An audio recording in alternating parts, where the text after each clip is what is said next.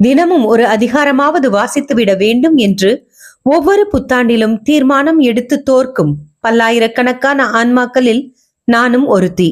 வீட்டுக்கு ஒரு விவிலியம், நாளுக்கு ஒரு அதிகாரம் என்ற இந்த தொடர் மூலமாக இறை வார்த்தை வாசிப்பதற்கு நானும், இறை வார்த்தையை கேட்பதற்கு நீங்களும் என சேர்ந்து முயல்வோம். ஆண்டவர் நம்மை வழிநடத்துவாராக.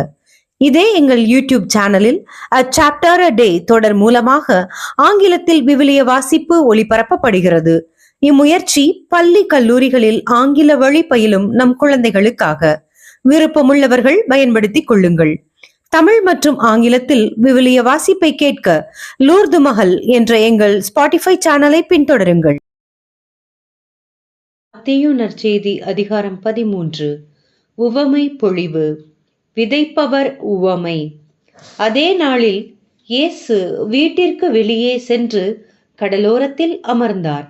மக்கள் பெருந்திரளாய் அவரிடம் ஒன்று கூடி வந்தனர். ஆகவே அவர் படகில் ஏறி அமர்ந்தார். திரண்டிருந்த மக்கள் அனைவரும் கடற்கரையில் நின்று கொண்டிருந்தனர். அவர் உவமைகள் வாயிலாக பலவற்றை குறித்து அவர்களோடு பேசினார். விதைப்பவர் ஒருவர் விதைக்கச் சென்றார். அவர் விதைக்கும் பொழுது சில விதைகள் வழியோரம் விழுந்தன. பறவைகள் வந்து அவற்றை விழுங்கிவிட்டன.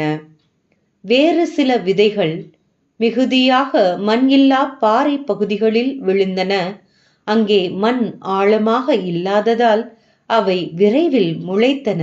ஆனால் கதிரவன் மேலே எழ அவை காய்ந்து வேரில்லாமையால் கருகி போயின. மற்றும் சில விதைகள் முட்செடிகளின் இடையே விழுந்தன. முட்செடிகள் வளர்ந்து அவற்றை நெருக்கிவிட்டன. ஆனால் இன்னும் சில விதைகள் நல்ல நிலத்தில் விழுந்தன. அவற்றுள் சில 100 மடங்காகவும், சில 60 மடங்காகவும், சில 30 மடங்காகவும் விளைச்சலை கொடுத்தன.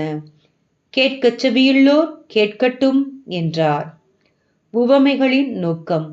சீடர்கள் அவர் அருகே வந்து, ஏன் அவர்களோடு உவமைகள் வாயிலாக பேசுகிறீர் என்று கேட்டார்கள். அதற்கு இயேசு அவர்களிடம் மறுமொழியாக கூறியது, விண்ணரசின் மறைபொருளை அறிய உங்களுக்கு கொடுத்து வைத்திருக்கிறது. அவர்களுக்கோ கொடுத்து வைக்கவில்லை. உள்ளவர்களுக்கு கொடுக்கப்படும், அவர் நிறைவாக பெறுவார். மாறாக இல்லாதவரிடமிருந்து உள்ளதும் எடுக்கப்படும். அவர்கள் கண்டும் காண்பதில்லை, கேட்டும் கேட்பதில்லை, புரிந்து கொள்வதுமில்லை. இதனால்தான் நான் அவர்களோடு உவமைகள் வாயிலாக பேசுகிறேன். இவ்வாறு ஏசாயாவின் பின்வரும் இறைவாக்கு அவர்களிடம் நிறைவேறுகிறது. நீங்கள் உங்கள் காதால் தொடர்ந்து கேட்டும் கருத்தில் கொள்வதில்லை. உங்கள் கண்களால் பார்த்து கொண்டே இருந்தும் உணர்வதில்லை. இம்மக்களின் நெஞ்சம் கொழுத்துப் போய்விட்டது, காதும் மந்தமாகிவிட்டது. இவர்கள் தம் கண்களை மூடிக்கொண்டார்கள். எனவே கண்ணால் காணாமலும், காதால் கேளாமலும், உள்ளத்தால் உணராமலும், மனம் மாறாமலும் இருக்கிறார்கள். நானும் அவர்களை குணமாக்காமல் இருக்கிறேன். உங்கள் கண்களோ பேறு பெற்றவை, ஏனெனில் அவை காண்கின்றன. உங்கள் காதுகளும் பேறு பெற்றவை, ஏனெனில் அவை கேட்கின்றன. நான் உறுதியாக உங்களுக்கு சொல்லுகிறேன், பல இறைவாக்கினர்களும் நேர்மையாளர்களும் நீங்கள் காண்பவற்றை காண ஆவல் கொண்டிருந்தார்கள். ஆனால் அவர்கள் காணவில்லை. நீங்கள் கேட்பவற்றை கேட்க விரும்பினார்கள். ஆனால் அவர்கள் கேட்கவில்லை. விதைப்பவர் உவமையின் விளக்கம். எனவே விதைப்பவர் உவமையை பற்றி கேளுங்கள். வழியோரம் விதைக்கப்பட்ட விதைகளுக்கு ஒப்பானோர் இறையாட்சியை குறித்தும் இறை வார்த்தையை கேட்டும் புரிந்து கொள்ள மாட்டார்கள். அவர்கள் உள்ளத்தில் விதைக்கப்பட்ட விதைகளை தீயோன் கைப்பற்றி செல்லுவான். பாறை பகுதிகளில் விதைக்கப்பட்ட விதைகளுக்கு ஒப்பானோர் இறை வார்த்தையை கேட்டவுடன் அதை மகிழ்ச்சியோடு ஏற்றுக்கொள்வார்கள். ஆனால் அவர்கள் வேரற்றவர்கள். எனவே அவர்கள் சிறிது காலமே நிலைத்திருப்பார்கள். இறை வார்த்தையின் பொருட்டு வேதனையோ இன்னலோ நேர்ந்த உடனேயே தடுமாற்றம் அடைவார்கள். முட்செடிகளுக்கு இடையில் விழுந்த விதைகளுக்கு ஒப்பானோர் இறை வார்த்தையை கேட்டும் உலக கவலையும் செல்வ மாயையும் அவ்வார்த்தையை நெருக்கி விடுவதால் பயனளிக்க மாட்டார்கள். நல்ல நிலத்தில் விதைக்கப்பட்ட விதைகளுக்கு ஒப்பானோர் இறை வார்த்தையை கேட்டு புரிந்து கொள்வார்கள். இவர்களுள் சிலர் 100 மடங்காகவும், சிலர் 60 மடங்காகவும், சிலர் 30 மடங்காகவும் பயன் அளிப்பர். வயலில் தோன்றிய களைகள் உவமை. இயேசு அவர்களுக்கு எடுத்துரைத்த வேறு ஓர் உவமை விண்ணரசை பின்வரும் நிகழ்ச்சிக்கு ஒப்பிடலாம். ஒருவர் தம் வயலில் நல்ல விதைகளை விதைத்தார். அவருடைய ஆள்கள் தூங்கும்போது அவருடைய பகைவர் வந்து கோதுமைகளுக்கு இடையே களைகளை விதைத்துவிட்டு போய்விட்டார்கள். பயிர் வளர்ந்து கதிர் விட்டபோது களைகளும் காணப்பட்டன. நிலக்கிழாருடைய பணியாளர்கள் அவரிடம் வந்து, ஐயா, நீர் உமது வயலில் நல்ல விதைகளை அல்லவா விதைத்தீர்? அதில் களைகள் காணப்படுவது எப்படி என்று கேட்டார்கள்.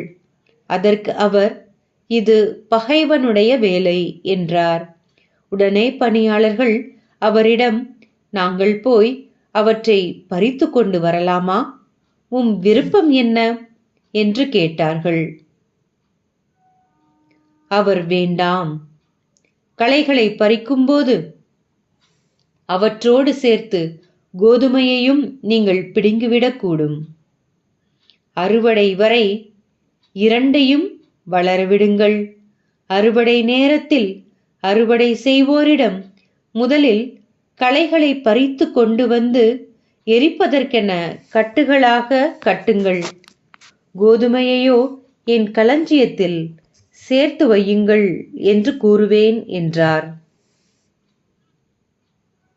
கடுகு விதை, புளிப்பு மாவு உவமைகள். இயேசு அவர்களுக்கு எடுத்துரைத்த வேறு ஓர் உவமை. ஒருவர் கடுகு விதையை எடுத்து தம் வயலில் விதைத்தார். அவ்விதை எல்லா விதைகளையும் விட சிறியது. ஆனால் அது வளரும்போது மற்றெல்லா செடிகளையும் விட பெரியதாகும். வானத்து பறவைகள் அதன் கிளைகளில் வந்து தங்கும் அளவுக்கு பெரிய மரமாகும். விண்ணரசு இக்கடுகு விதைக்கு ஒப்பாகும். அவர் அவர்களுக்கு கூறிய வேறு ஓர் உவமை. பெண் ஒருவர் புளிப்பு மாவை எடுத்து 3 மரக்கால் மாவில் பிசைந்து வைத்தார். மாவு முழுவதும் புளிப்பேறியது. விண்ணரசு இப்புளிப்பு மாவுக்கு ஒப்பாகும். உவமைகள் வாயிலாகவே பேசும் இயேசு. இவற்றையெல்லாம் இயேசு மக்கள் கூட்டத்துக்கு உவமைகள் வாயிலாகவே உரைத்தார். உவமைகள் இன்றி அவர் அவர்களோடு எதையும் பேசவில்லை. நான் உவமைகள் வாயிலாக பேசுவேன், உலக தோற்று முதல் மறைந்திருப்பவற்றை விளக்குவேன் என்று இறை வாக்கினர் உரைத்தது இவ்வாறு நிறைவேறியது. வயலில் தோன்றிய களைகள் உவமையின் விளக்கம். அதன் பின்பு இயேசு மக்கள் கூட்டத்தினரை அனுப்பிவிட்டு வீட்டுக்குள் வந்தார். அப்பொழுது அவருடைய சீடர்கள் அவர் அருகே வந்து, வயலில் தோன்றிய களைகள் பற்றிய உவமையை எங்களுக்கு விளக்கி கூறும் என்றனர். அதற்கு அவர் பின்வருமாறு கூறினார். நல்ல விதைகளை விதைப்பவர் மானிட மகன். வயல் இவ்வுலகம். நல்ல விதைகள் கடவுளின் ஆட்சிக்குட்பட்ட மக்கள். களைகள் தீயோனை சேர்ந்தவர்கள். அவற்றை விதைக்கும் பகைவன் அலகை. அறுவடை உலகின் முடிவு. அறுவடை செய்வோர் வானதூதர். எவ்வாறு களைகளை பறித்து தீக்கு இரையாக்குவார்களோ அவ்வாறே உலக முடிவிலும் நடக்கும். மானிட மகன் தம் வானதூதரை அனுப்புவார். அவர்கள் அவருடைய ஆட்சிக்கு தடையாக உள்ள அனைவரையும் நெறி கெட்டோரையும் ஒன்று சேர்ப்பார்கள். பின் அவர்களை தீச்சூளையில் தள்ளுவார்கள். அங்கே அழுகையும் அங்கலாய்ப்பும் இருக்கும். அப்போது நேர்மையாளர் தம் தந்தையின் ஆட்சியில் கதிரவனைப் போல் ஒளி வீசுவர். கேட்கச் செவியுள்ளோர் கேட்கட்டும். புதையல் உவமை. ஒருவர் நிலத்தில் மறைந்திருந்த புதையல் ஒன்றை கண்டுபிடிக்கிறார். அவர் அதை மூடி மறைத்துவிட்டு மகிழ்ச்சியுடன் போய் தமக்குள்ள யாவற்றையும் விற்று அந்த நிலத்தை வாங்கிக் கொள்வார். விண்ணரசு இப்புதையலுக்கு ஒப்பாகும். முத்து உவமை. வணிகர் ஒருவர் நல் முத்துக்களை தேடி செல்கிறார். விலையுயர்ந்த ஒரு முத்தை கண்டவுடன் அவர் போய் தமக்குள்ள யாவற்றையும் விற்று அதை வாங்கிக் கொள்கிறார். விண்ணரசு இந்நிகழ்ச்சிக்கு ஒப்பாகும். வலை உவமை. விண்ணரசு கடலில் வீசப்பட்டு எல்லா வகையான மீன்களையும் வாரிக்கொண்டு வரும் வலைக்கு ஒப்பாகும். வலை நிறைந்ததும் அதை இழுத்து கொண்டு போய் கரையில் உட்கார்ந்து நல்லவற்றை கூடைகளில் சேர்த்து வைப்பர், கெட்டவற்றை வெளியே எறிவர். இவ்வாறே உலக முடிவிலும் நிகழும். வானதூதர் சென்று நேர்மையாளர்களிடையே தீயோரை பிரிப்பார். பின் அவர்களை தீச்சூளையில் தள்ளுவார். அங்கே அழுகையும் அங்கலாய்ப்பும் இருக்கும். முடிவுரை. இவற்றையெல்லாம் புரிந்து கொண்டீர்களா என்று இயேசு கேட்க அவர்கள் ஆம் என்றார்கள். பின்பு அவர், ஆகையால் விண்ணரசு பற்றி கற்றுக்கொண்ட எல்லா மறைநூல் அறிஞரும் தம் கருவூலத்திலிருந்து புதியவற்றையும் பழையவற்றையும் வெளிக்கொணரும் வீட்டு உரிமையாளரைப் போல இருக்கின்றனர் என்று அவர்களிடம் கூறினார். விண்ணரசின் அமைப்பு. சொந்த ஊரில் இயேசு புறக்கணிக்கப்படுதல். இவ்வுவமைகளை இயேசு சொல்லி முடித்த பின்பு அவ்விடத்தை விட்டு சென்றார். தமது சொந்த ஊருக்கு வந்து அங்குள்ள தொழுகை கூடத்தில் அவர்களுக்கு கற்பித்தார். அதை கேட்டவர்கள் வியப்பில் ஆழ்ந்தார்கள்.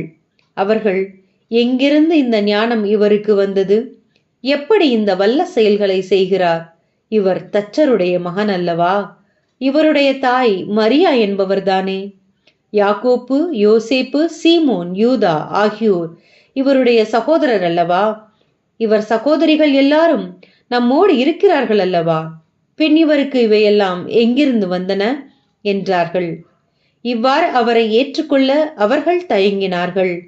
இயேசு அவர்களிடம், தம் சொந்த ஊரிலும் வீட்டிலும் தவிர மற்றெங்கும் இறைவாக்கினர் மதிப்பு பெறுவர் என்றார். அவர்களுடைய நம்பிக்கை இல்லாததால் அவர் அங்கு வல்ல செயல்கள் எதுவும் செய்யவில்லை. கிறிஸ்து வழங்கும் நற்செய்தி. கிறிஸ்துவே